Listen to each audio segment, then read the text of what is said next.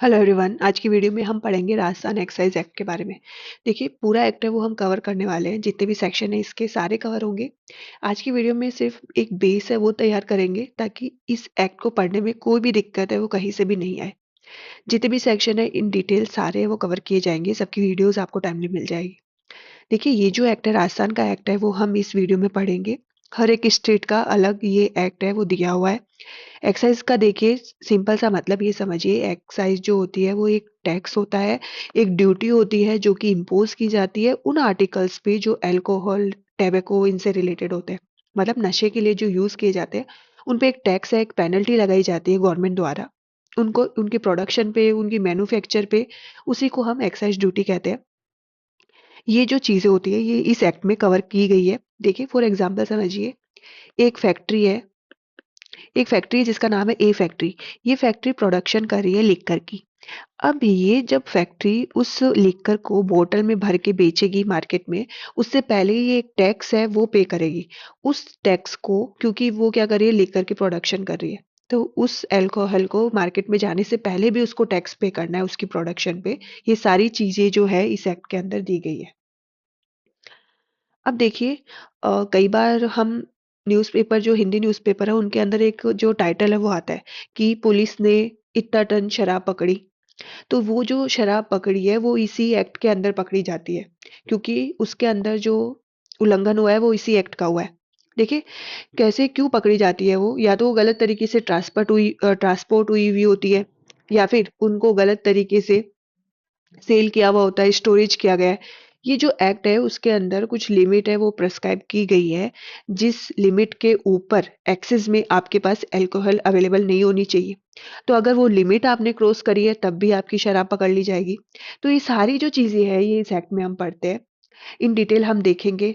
Interesting सा ये act है, छोटा सा है, 75 सेक्शन है इसके अंदर दिए गए हैं।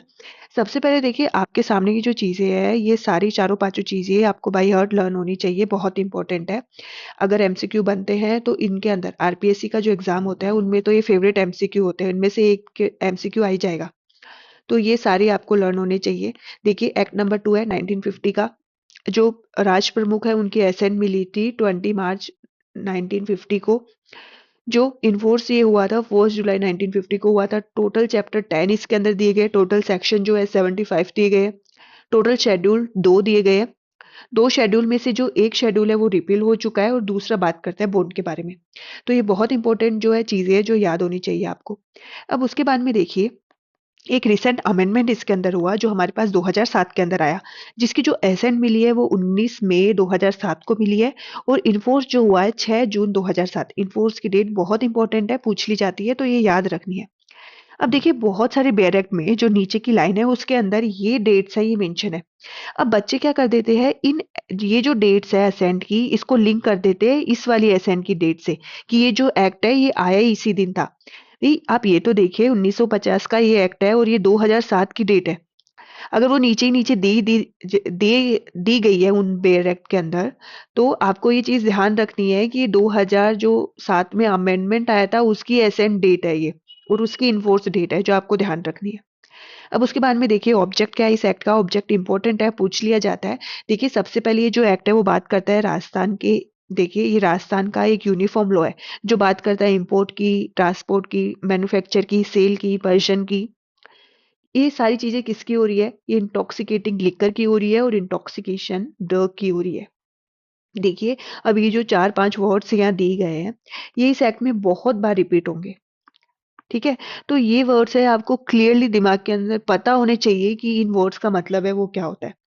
देखिए, बेसिकली तो सबको ये भी वर्ड्स है उनका मतलब पता ही होगा, फिर भी मैं एक बार बता देती हूँ क्योंकि बहुत इंपॉर्टेंट है और बहुत बार रिपीट होंगे इस एक्ट के अंदर। देखिए, सबसे पहले हमारे पास आता है इंपोर्ट। इंपोर्ट का मतलब होता है कि कोई भी चीज है वो हम ब्रिंगिंग इनटू द स्टेट कर रहे हैं, मतलब स्टेट के अंदर लेकर आ रहे हैं। जैसे कि लिकर है वो बेचनी है, तो उसको क्या कर रहे हैं कि जो लिकर है वो हरियाणा से राजस्थान के अंदर आ रही है, उसको हम बोलते हैं इंपोर्ट। उसके बाद में आता है एक्सपोर्ट। देखिए, एक्सपोर्ट का मतलब होता है कि कोई चीज यहाँ से बाहर भेजना। ठीक है, जैसे कि फॉर एग्जाम्पल लिकर है वो बेची जा रही है राजस्थान से हरियाणा, उल्टा हो गया। तो ये हो गया एक्सपोर्ट। अब उसके बाद में एक वर्ड आता है ट्रांसपोर्ट। अब इसमें क्या डिफरेंस है? अब देखिए ट्रांसपोर्ट का मतलब होता है कि सेम स्टेट में रोटेट कर रही है। जैसे कि फॉर एग्जांपल मैंने लिखकर बेचनी है जयपुर से जोधपुर, तो वो हो गया ट्रांसपोर्ट। तो इन वर्ड्स के बीच में आपको बिल्कुल कंफ्यूज नहीं होना। इंपोर्ट का मतलब होता है bringing into the state, state के अंदर आ रहा है। एक्सपोर्ट का मतलब स्टेट से बाहर जा रहा है। और ट्रांसपोर्ट का मतलब है कि सेम स्टेट के अंदर वो रोटेट हो रहा है, जैसे कि जयपुर से जोधपुर। उसके बाद में मैन्युफैक्चर का मतलब बनाना, सेल का मतलब बेचना और पोजीशन का मतलब उसको रखना। और किन ये सारी जो चीजें हैं ये किससे बात करती है? ये लिकर से के रिलेटेड बात करती है और कोई भी इंटॉक्सिकेटिंग जो ड्रग्स होते हैं उनके बारे में बात करती है। तो इस पूरे एक्ट का जो बेस है वो आपको समझ में आ गया होगा कि ये एक्ट कहाँ कहाँ पर क्यों है वो अप्लाई किया जाता है। सारी चीजें हैं वो हम डिटेल में पढ़ने वाले हैं। ये है, इसकी आप रीडिंग कर लीजिएगा, इंपॉर्टेंट है। अब उसके बाद में देखिए, आप जो बैरक लेकर बैठेंगे उसके अंदर हमारा चैप्टर 1 है। उसके अंदर जो फर्स्ट सेक्शन है वो बात करता है शोर टाइटल की एक्सटेंड और कमेंसमेंट। तो सबसे पहले इस एक्ट को हम राजस्थान एक्साइज एक्ट 1950 कहते हैं। फर्स्ट क्लोज के अंदर दिया गया है। अब सेकंड क्लोज के अंदर देखिए, ये दिया गया है कि इस apply to state of Rajasthan, ये राजस्थान पे अप्लाई होता है और पूरे राजस्थान पे अप्लाई होता है। अब बेसिकली बात ये है कि अगर स्टेट का एक्ट है तो स्टेट पे अप्लाई होगा।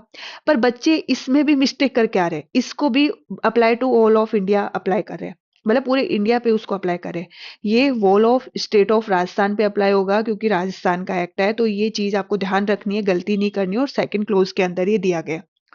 थर्ड क्लोज इनफोर्स की बात करता है, जो हमारे पास ही आया था 1/7/1950 को आया था। स्टेट गवर्नमेंट है वो बाई नोटिफिकेशन है, ऑफिशियल गैजेट के अंदर इसको क्या करेगी, अप्लाई करेगी। तो सेक्शन 1 तक हमने कवर कर लिया। सेक्शन 2 जो है इस एक्ट का वो ओमिट हो चुका है। अब जो सेक्शन 3 है वो बात करता है डेफिनेशन क्लोज की, जो कि बड़ा वीडियो होगा तो अगले वीडियो में हम कवर करेंगे। डेफिनेशन क्लोज में सारी जो इंपॉर्टेंट डेफिनेशन है वो इन डिटेल देखेंगे, और जो इंपॉर्टेंट नहीं है उनका बेसिक बेसिक।